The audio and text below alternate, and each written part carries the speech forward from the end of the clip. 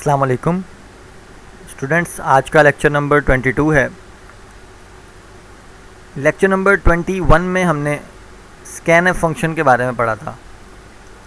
Scanf function values को input करने के लिए इस्तेमाल किया जाता है। आज भी हम कुछ इनपुट फंक्शंस के हवाले से ही पढ़ेंगे। जैसे कि मैंने आपको कल बताया था कि स्कैनएफ फंक्शन, गेट करैक्टर ई और गेट्स फंक्शन, ये चार फंक्शंस हमने कल उनके नाम देखे थे कि ये चारों फंक्शंस वैल्यूज़ को इनपुट करने के लिए इस्तेमाल होते हैं। लेकिन इन चारों में फ़र्क क्या है वो इन चारों को पढ़ने के बाद आपको क्लियर हो जाएगा। तो कल हमने एक फ़ंक्शन पढ़ लिया था स्कैनएफ, बाकी तीन फंक्शंस आज हम डिस्कस करेंगे कि इन चारों फंक्शंस में क्या डिफरेंस है। तो स्टार्ट करते हैं। सबसे पहले आज के लेक्चर में हमने देखना है व्हाट इज़ करैक्टर इनपुट, कि करैक्टर इनपुट क्या होता है, function use for character input, और करैक्टर्स को इनपुट करने के लिए कौन से फंक्शन इस्तेमाल किए जाते हैं। अब करैक्टर इनपुट का मतलब क्या है? मतलब करैक्टर्स को इनपुट करना, जैसे कि ए बी सी डी, ये तमाम करैक्टर्स हैं, इनको इनपुट करना जो है इसे करैक्टर इनपुट कहते हैं। और ये जो दो फंक्शंस आपके सामने लिखे हुए हैं, गेट करैक्टर और गेट करैक्टर ई, ये दोनों फंक्शंस करैक्टर्स को इनपुट करने के लिए इस्तेमाल किए जाते हैं। स्कैनएफ फंक्शन के ज़रिए भी करैक्टर्स इनपुट किए जाते हैं, लेकिन करैक्टर्स को इनपुट करने के लिए स्पेशली तौर पर गेट करैक्टर और गेट करैक्टर ई फंक्शंस क्यों बनाए गए हैं, स्कैनएफ से ये डिफरेंट किस तरह से हैं, ये हम देखेंगे। सबसे पहले स्टार्ट करते हैं कि what is character input. C provides different functions for character input. मैंने आपको अभी बताया कि करैक्टर्स को इनपुट करने के लिए स्कैनएफ फंक्शन भी इस्तेमाल किया जाता है, आप कर सकते हैं, लेकिन गेट करैक्टर और गेट करैक्टर ई फंक्शंस उससे कुछ डिफरेंस हैं। क्यों गेट करैक्टर और गेट करैक्टर ई को इस्तेमाल किया जाता है वो अब हम देखेंगे। सेकंड पॉइंट में देखें, scanf can be used for character input but it requires the pressing of enter key at the end of input value. देखें हम यहाँ डिफरेंस क्या है।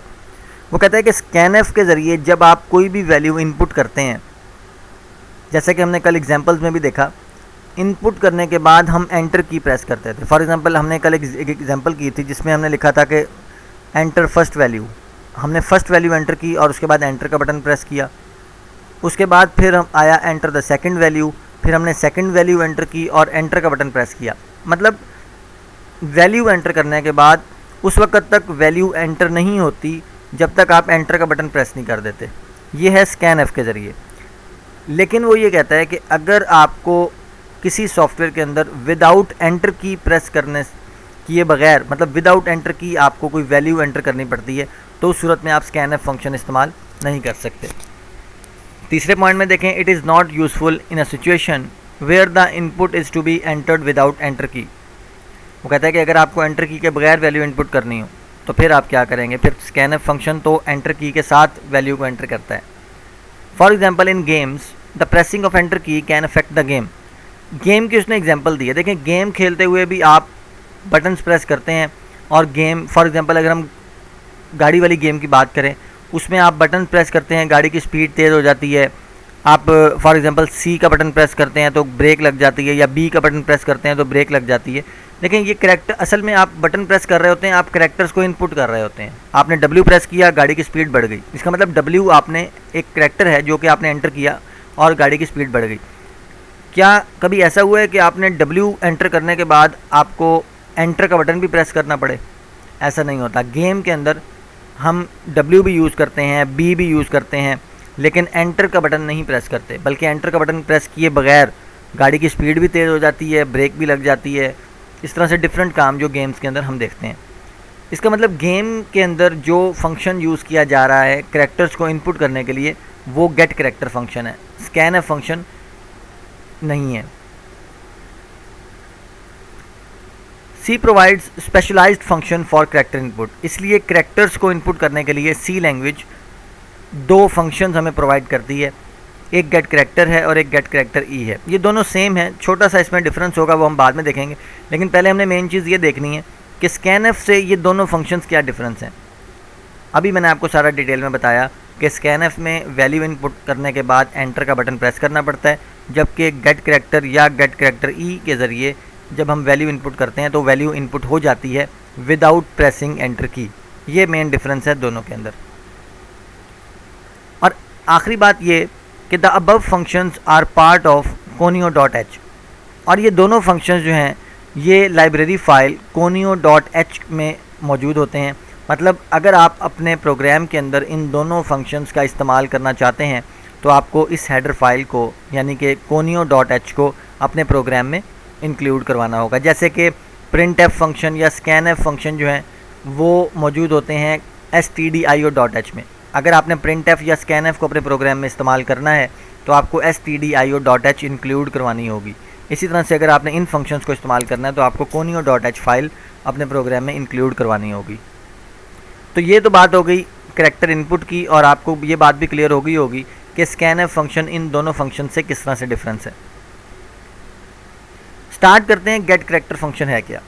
देखें द वर्ड गेट करैक्टर, वैसे इसको गेट ch लिखा हुआ है तो गेट करैक्टर जो है इसको बोला जाता है। सेकंड पॉइंट देखें, the get character function is use to input single character from the user. अब देखें ये क्योंकि करैक्टर इनपुट के लिए है तो यहाँ पर सिंगल करैक्टर इनपुट होगा, मतलब या a होगा या b होगा या इस तरह से कोई भी करैक्टर। ऐसा नहीं हो सकता कि मल्टीपल ऑफ करैक्टर्स जैसे कि कोई स्ट्रिंग वैल्यू है वो इनपुट हो जाए, नो, ये सिर्फ गेट करैक्टर के लिए है, मतलब करैक्टर्स को ही गेट किया जाता है। थर्ड पॉइंट में देखें, the character entered by the user is not displayed on the screen. User जो भी करैक्टर एंटर करता है वो स्क्रीन के ऊपर डिस्प्ले नहीं होता, मतलब जो वैल्यू आपने एंटर की है वो स्क्रीन पर डिस्प्ले नहीं होगी जब तक उसको प्रिंट नहीं किया जाएगा। इसका सिंटैक्स देख लेते हैं, गेट करैक्टर और आगे ब्रैकेट्स और सेमीकोलन, इस तरह से इसको यूज़ किया जाता है। और एक और तरीका भी है इसको इस्तेमाल करने का, another way to use this function variable is equal to get character. ये देखें ये दोनों ही तरीके इस्तेमाल किए जा सकते हैं। अगर तो हमने जो भी करैक्टर गेट किया है यूज़र से, अगर तो हमने उस करैक्टर को किसी वेरिएबल में सेव करवाना है, मतलब किसी कैलकुलेशन के लिए, फिर तो आप उसको किसी वेरिएबल में स्टोर करवाएंगे। उस सूरत में आप ये वाला सिंटैक्स नीचे वाला इस्तेमाल करेंगे कि करैक्टर को गेट करे और किसी भी वेरिएबल के अंदर उसको सेव करवा दें। लेकिन अगर आपने करैक्टर जो कि आपने गेट किया है उसको किसी भी वेरिएबल में सेव नहीं करवाना, मतलब आप कैलकुलेशन की वजह से उसको गेट नहीं कर रहे बल्कि किसी और मकसद के लिए गेट कर रहे हैं, तो उसको वेरिएबल में सेव करवाने की ज़रूरत नहीं है, तो आप उसको इस तरह से भी गेट कर सकते हैं और इस तरह से भी गेट कर सकते हैं। एग्जाम्पल से आपको ये बात क्लियर हो जाएगी कि किस तरह से ये काम होता है। देखें, write a program that inputs a character using get character. वो कहता है कि यूज़र से एक करैक्टर इनपुट करवाएं इस फंक्शन का इस्तेमाल करते हुए and display it on the screen, और उसे स्क्रीन पर डिस्प्ले करें। देखें हम एक वेरिएबल डिक्लेयर किया है यहाँ पे हमने करैक्टर c। अब c वेरिएबल के अंदर हमने कोई भी करैक्टर इनपुट करवाना है।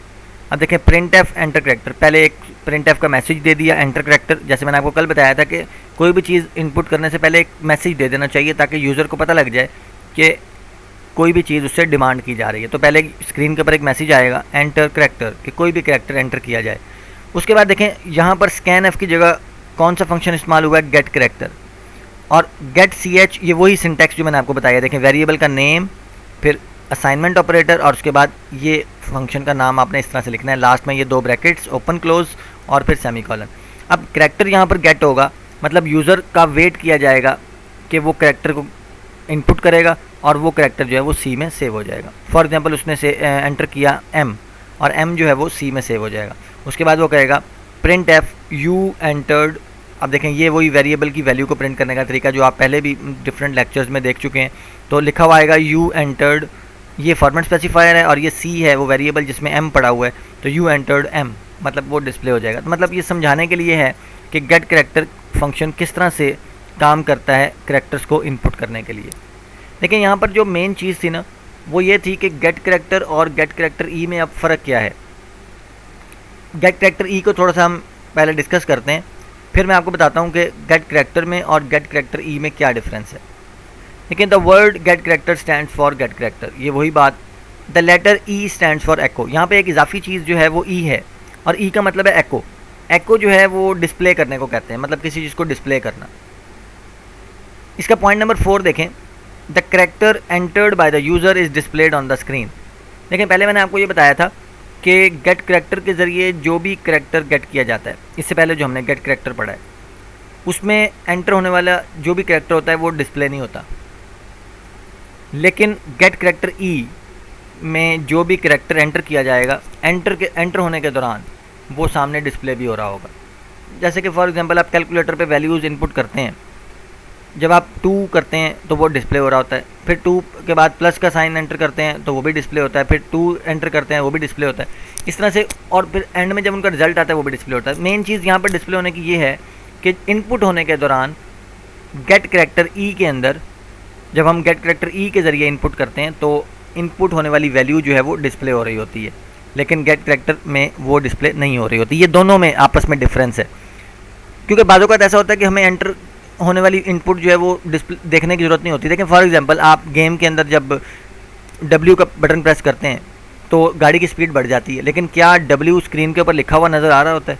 नहीं नज़र आ रहा होता। इसका मतलब गेट करेक्टर के ज़रिए इनपुट किया गया है, और अगर हम उस W को गेट करेक्टर E के ज़रिए इनपुट करवाते तो W जो है वो स्क्रीन के ऊपर नज़र भी आता है लिखा हुआ। तो ये बात है कि इन दोनों फंक्शंस में सेम वर्किंग है, लेकिन सिर्फ इतना फ़र्क है। सिंटैक्स भी इसका सेम है। देखें गेट करेक्टर ई आप इस तरह से लिखेंगे, सिर्फ ई उसमें इजाफी लगाना है आपने, और सेम वही बात कि अगर वेरिएबल में वैल्यू को सेव करवाना है तो आप variable is equal to get character E लिख देंगे, तो जो भी वैल्यू गेट होगी, जो भी करेक्टर गेट होगा वो वेरिएबल में सेव हो जाएगा। तो इसका मतलब यहाँ पर आपको अब ये बात भी क्लियर हो गई कि गेट करेक्टर और गेट करेक्टर ई में क्या फ़र्क है। मैं आपको एक दफ़ा फिर रिवाइज़ कर देता हूँ। गेट करेक्टर में इनपुट होने वाला नंबर शो नहीं होता, जबकि गेट करेक्टर ई में इनपुट होने वाली वैल्यू या करेक्टर जो है वो स्क्रीन पे शो हो रही होती है। इसको हम एग्जांपल्स में भी डेव के ऊपर अभी करके देखेंगे, आपको क्लियर हो जाएगा कि किस तरह से ये काम होता है। ये same programme gate character E के ज़रिए जो अभी हमने पहले एग्जांपल देखी है, देखें character C enter character, get character E के ज़रिए करेक्टर को गेट किया जाएगा और सी में सेव कर दिया जाएगा, और उसके बाद सी को प्रिंट करेंगे। इन दोनों प्रोग्राम्स को हम एग्जीक्यूट भी करके देखेंगे डेव के ऊपर। ये करेक्टर्स को इनपुट करने के लिए तो 2 फंक्शन हमने पढ़ लिए। ये एक और फंक्शन है गेट एस कहते हैं, इसे गेट्स फंक्शन भी कहते हैं। एस का मतलब यहाँ पर स्ट्रिंग है। गेट स्ट्रिंग मतलब स्ट्रिंग वैल्यू जो है अगर आपने यूज़र से इनपुट करवानी हो। स्ट्रिंग का आपको मैंने बताया था कि कम्बिनेशन ऑफ करेक्टर्स, जैसे कि पाकिस्तान या किसी का नाम हो सकता है, जो कम्बिनेशन ऑफ करेक्टर्स होते हैं। तो देखें the gets function is use to input string values from the user. After typing the string from keyboard the user presses enter key and the string is stored in the variable। यहाँ पर भी enter की को press करना पड़ता है। देखिए for example आप कोई स्ट्रिंग एंटर कर रहे हैं, आपने लिखा PAKISTAN। जब आपकी स्ट्रिंग कंप्लीट हो जाएगी आप एंटर का बटन प्रेस कर दें और वो स्ट्रिंग जो है वो वेरिएबल में सेव हो जाएगी। सेम स्कैन एफ की तरह, जिस तरह स्कैन एफ फंक्शन में इनपुट जब हम करते हैं तो उसके बाद एंटर की जब तक हम प्रेस नहीं करते तो वो इनपुट जो है वो कंप्यूटर के अंदर सेव नहीं होती। इसी तरह से स्ट्रिंग भी ऐसा ही है कि जब तक आप एंटर की प्रेस नहीं करेंगे उस वक्त तक वो स्ट्रिंग जो है आप उसको इनपुट करते रहेंगे, और जब एंटर प्रेस करेंगे तो वो वेरिएबल में सेव हो जाएगी। सिंटैक्स देखें, इसका सिंटैक्स थोड़ा सा डिफरेंस है। गेट करेक्टर के जो हमने फंक्शंस पढ़े हैं उनसे थोड़ा डिफरेंस है। देखें सबसे पहले आप गेट्स लिखेंगे और उसके बाद गेट होने वाली स्ट्रिंग को जिस वेरिएबल में सेव करवाना है उस वेरिएबल को आप इन ब्रैकेट्स में लिखेंगे। देखें गेट करेक्टर के अंदर हम वेरिएबल को कहाँ लिखते थे शुरू में, variable is equal to get character, लेकिन यहाँ पर वेरिएबल का नाम जो है वो इन ब्रैकेट्स के अंदर आ जाता है। तो गेट्स लिखेंगे और ब्रैकेट्स के अंदर वेरिएबल का नाम लिख देंगे, जो भी वेरिएबल आपने डिक्लेयर किया होगा उसके अंदर से वो स्ट्रिंग आकर सेव हो जाएगी। एग्जाम्पल में हम यहाँ देख लेते हैं। देखिए वो कहता है कि write a program that input a string using gets function and display it on the screen. कहता है गेट्स फंक्शन का इस्तेमाल करते हुए यूज़र से एक स्ट्रिंग इनपुट करवाएं। करेक्टर सी, देखिए मैंने करेक्टर वेरिएबल जो है वो डिक्लेयर किया है, लेकिन मैंने आपको बताया था कि जब हमने स्ट्रिंग किसी भी वेरिएबल के अंदर स्ट्रिंग सेव करवानी हो तो फिर उसके आगे इस तरह से ब्रैकेट लगा के उसको स्ट्रिंग वेरिएबल बना दिया जाता है। वो है तो वो करेक्टर वेरिएबल ही, मतलब उसकी डाटा टाइप करेक्टर ही है, लेकिन अब उसकी लिमिट बढ़ गई है। मतलब अब उसमें एक करेक्टर नहीं बल्कि आप मल्टीपल करेक्टर्स जो हैं वो सेव करवा सकते हैं। तो देखें सी जो है उसके आगे मैंने ब्रैकेट्स लगा के 25 लिख दिया, तो इसका मतलब सी जो है अब सिर्फ एक करेक्टर नहीं बल्कि मल्टीपल करेक्टर्स को स्टोर करवा सकता है। वेरिएबल डिक्लेयर करने के बाद हम यूज़र को एक मैसेज देंगे, print F enter your country, मतलब अपने मुल्क का नाम जो है वो एंटर करें, एंटर योर कंट्री। अब देखें वही सिंटैक्स जो मैंने आपको बताया, गेट्स लिखेंगे, गेट्स लिखने के बाद सी लिख दिया, मतलब वेरिएबल का नाम जो भी वेरिएबल होगा, जैसे हमने अभी सी डिक्लेयर किया था तो हम सी यहाँ पे लिख देंगे। अब जो भी स्ट्रिंग आप इनपुट करेंगे वो सी में सेव हो जाएगी। फॉर एग्जांपल आपने पाकिस्तान ही इनपुट कर दिया तो वो पाकिस्तान यहाँ पे सेव हो जाएगा और लास्ट में फिर वो प्रिंट हो जाएगा योर सॉरी यू एंटर्ड सी, या आप ये लिख सकते हैं कि योर कंट्री इज़ पाकिस्तान, तो वो ये आपके स्क्रीन के ऊपर प्रिंट हो जाएगा। इन तीनों एग्जांपल्स को हम अभी एग्जीक्यूट करके देख लेते हैं कि किस तरह से आपको फिर डिफरेंस भी पता लग जाएंगे कि इन तमाम में क्या डिफरेंसेस हैं। देखिए स्टार्ट करते हैं। ये आपके सामने प्रोग्राम जो मैंने अभी एग्जांपल में देखा था, पहले हम गेट करैक्टर वाला कर लेते हैं। ये देखें इस तरह से सेम वही प्रोग्राम है, वेरिएबल को डिक्लेयर किया गया, उसके बाद प्रिंटफ फंक्शन के ज़रिए यूज़र को एक मैसेज दिया जाएगा, फिर ये देखें वही सिंटैक्स गेट करैक्टर गेट होगा और उसके बाद सी में सेव हो जाएगा और सी को प्रिंट कर दिया जाएगा, सी में जो भी वैल्यू होगी। इसको हम एग्जीक्यूट करके देख लेते हैं।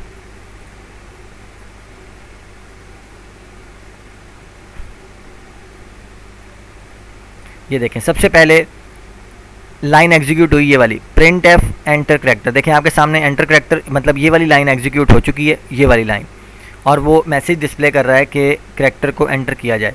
अब ये इसके बाद अब ये वाली स्टेटमेंट एग्जीक्यूट हो रही है और ये स्टेटमेंट एग्जीक्यूट हो रही है और हमारा वेट कर रही है कि कब हम करैक्टर को गेट करेंगे और कब वो नेक्स्ट स्टेटमेंट की तरफ जाएगा। यहाँ पर आके प्रोग्राम स्टॉप हो गया है उस वक्त तक जब तक हम कोई वैल्यू एंटर नहीं करते। देखिए यहाँ पर अब मैं वैल्यू एंटर करता हूँ, करैक्टर हमने कोई भी इनपुट करना है। फॉर एग्जांपल मैं यहाँ पर एंटर करता हूँ एम।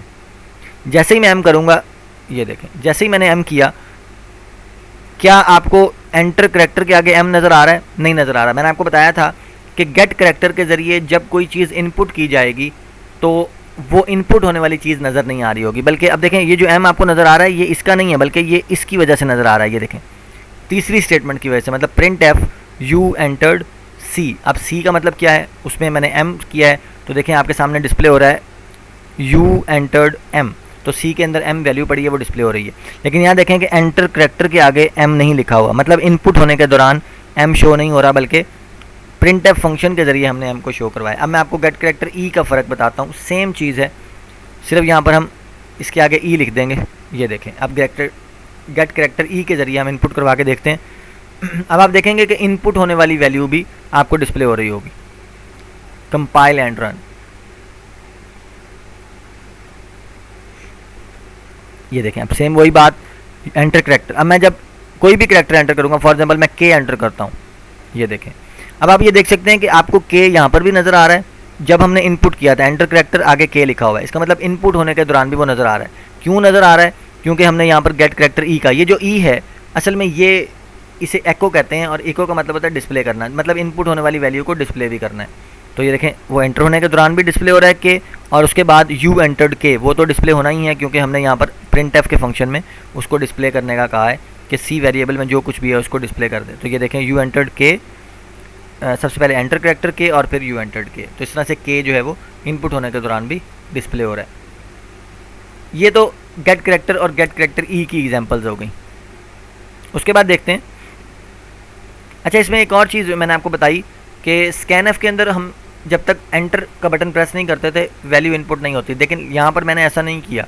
मैं जैसे ही एम लिखता था वैल्यू इनपुट हो जाती थी और फ़ौरन लिखा हुआ आ जाता था यू एंटर्ड एम, या इस तरह से कोई भी स्टेटमेंट। स्ट्रिंग वाला प्रोग्राम देख लेते हैं। ये देखें वही प्रोग्राम जो मैंने आपको भी दिखाया था। एक वेरिएबल डिक्लेयर किया करैक्टर सी और उसकी लेंथ जो है वो 25 कर दी इस तरह से, क्योंकि अब हम उसमें स्ट्रिंग स्टोर करवाएंगे। उसके बाद एक यूज़र को एक मैसेज जाएगा print F enter your country. अब ये देखें वही गेट्स फंक्शन का सिंटैक्स, गेट्स लिखेंगे और वेरिएबल का नाम ब्रैकेट में लिख दिया। जो भी हम स्ट्रिंग एंटर करेंगे वो सी में सेव हो जाएगी। उसके बाद हम सी को प्रिंट करवा देंगे। ये देखें यहाँ से लेके यहाँ तक फॉर्मेट स्ट्रिंग है। फॉर्मेट स्ट्रिंग में हमने टेक्स्ट भी लिखा है और फॉर्मेट स्पेसिफायर भी लगाया है। एस इसलिए लगाया है क्योंकि सी के एक स्ट्रिंग वेरिएबल है और एस उसमें यूज़ किया जाएगा। तो आएगा यूर कंट्री इज़, सी में जो भी वैल्यू होगी, पाकिस्तान, ऑस्ट्रेलिया, जो भी वैल्यू होगी वो प्रिंट हो जाएगी। इसको एग्जीक्यूट करके देखते हैं, कंपाइल एंड रन। देखें सबसे पहले मैसेज डिस्प्ले हुआ एंटर योर कंट्री। अब यहाँ पर मैं कंट्री प्रेस करूँगा, ये देखें यहाँ पर भी एंटर का की प्रेस करना होगा। जब तक आप प्रेस नहीं करेंगे वो आप कुछ भी लिख सकते हैं। देखिए फॉर एग्जांपल मैं यहाँ पे अपना कंट्री नेम लिखता हूँ PAKISTAN। देखिए मैंने पाकिस्तान लिखा, अभी भी वो ब्लिंक कर रहा है, मतलब वेट कर रहा है। जब तक मैं एंटर की प्रेस नहीं करूँगा ये सी वेरिएबल में जाके सेव नहीं होगा, तो यहाँ पर एंटर की प्रेस करनी होगी। लेकिन गेट करैक्टर और गेट करैक्टर ई में एंटर की प्रेस नहीं करनी पड़ती। अब देखिए मैं जैसे ही एंटर की प्रेस करूँगा तो ये स्टेटमेंट नेक्स्ट स्टेटमेंट एग्जीक्यूट हो जाएगी। देखें लिखा हुआ आया योर कंट्री इज़ पाकिस्तान, तो ये जो लास्ट वाली स्टेटमेंट है ये एग्जीक्यूट हो गई जैसे ही मैंने एंटर का बटन प्रेस किया। तो इस तरह से ये देखें एंटर योर कंट्री, मैंने पाकिस्तान एंटर किया और एंटर करने के बाद जब मैंने एंटर का बटन प्रेस किया तो वो योर कंट्री इज़ पाकिस्तान लिखा हुआ आ गया। इस तरह से ये प्रोग्राम एग्जीक्यूट होगा। 3 फंक्शंस आज हमने क्लियर किए हैं, गेट करेक्टर ई और गेट्स फंक्शन। स्कैनएफ का फंक्शन हम कल पढ़ चुके थे। ये 4 फंक्शंस हैं जो वैल्यूज़ को इनपुट करने के लिए इस्तेमाल किए जाते हैं। आपने जो आज 3 फंक्शंस पढ़े हैं ना, गेट करेक्टर ई और गेट्स, इन तीनों का जो काम है ना वो स्कैनएफ फंक्शन भी कर सकता है, लेकिन डिफरेंसेस मैंने आपको बता दिए कि गेट करेक्टर जो है वो उसमें एंटर का बटन प्रेस नहीं करना पड़ता, और गेट्स जो है वो उसमें प्रॉपर तौर पे उसको स्पेशली तौर पे स्ट्रिंग वैल्यूज़ को एंटर करने के लिए बनाया गया है। यहाँ तक ये लेक्चर आपका कंप्लीट हो गया। अच्छी तरह से बुक से इसकी रीडिंग करें, बुक्स में आपको कुछ एक्स्ट्रा चीज़ भी मिल जाती है रीड करने के लिए, और कोई भी क्वेश्चन है तो आप व्हाट्सएप में पूछ सकते हैं। जज़ाकल्लाह।